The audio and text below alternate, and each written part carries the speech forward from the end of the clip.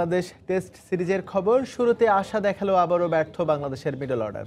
ভালো শুরুর পরও ওয়েলিংটন টেস্টে প্রথম ইনিংসে 211 রান অল আউট হয়েছে বাংলাদেশ। এরপর 2 উইকেটে 38 রান নিয়ে তৃতীয় দিন শেষ করেছে নিউজিল্যান্ড। প্রথম ইনিংসে বাংলাদেশ এগিয়ে আছে 173 রানে। দুদিনের বিরক্তিকর অপেক্ষার অবসান, অবশেষে বৃষ্টি থামলো ওয়েলিংটনে। মাঠে গড়ালো বল, কিন্তু টস ভাগ্য এবারও মাহমুদুল্লাহর পক্ষে থাকেনি। বেসিন রিজার্ভের মাঠের সঙ্গে উইকেট আলাদা করা দায়। তামিম সাদমানের অপেক্ষায় সবুজ গালিচা। 5 পেসার নিয়ে মাঠে নামা নিউজিল্যান্ডের পরিকল্পনা কি ছিল তা আরও স্পষ্ট হয়ে ওঠে।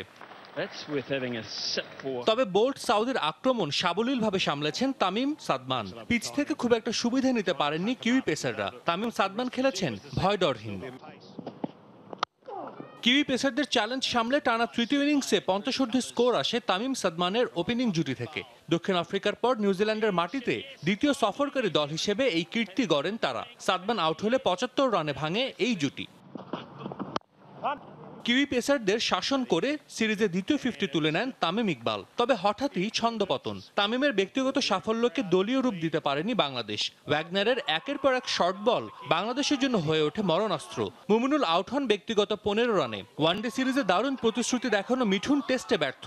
8 রানের ব্যবধানে এই দুজন আউট হলে চাপে পড়ে বাংলাদেশ। লাঞ্চের পর তামিম ফিরে যান 74 রানে।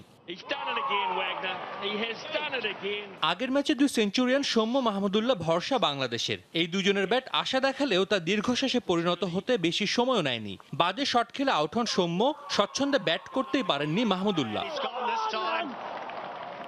লিটন তাইজুলের জুটি থেকে 38 রান আসলেও শেষ 5 রানের ব্যবধানে 4 উইকেট হারালে বাংলাদেশ অল আউট হয় 211 রানে। সম্ভাবনাময় একটা ইনিংসের হয় করুণ সমাপ্তি। নতুন বলে কিউই পেসাররা কার্যকর না হলেও বাংলাদেশের ক্ষেত্রে গল্পটা ছিল ভিন্ন। আগের টেস্টে সেঞ্চুরি করা 2 ওপেনার রাভাল ও লেইথাম শুরু থেকে বেশ ভুগছিলেন টাইগার পেসারদের সামলাতে। দলীয় 8 রানের মধ্যে দুজনকে ফিরিয়ে দেন রাহি।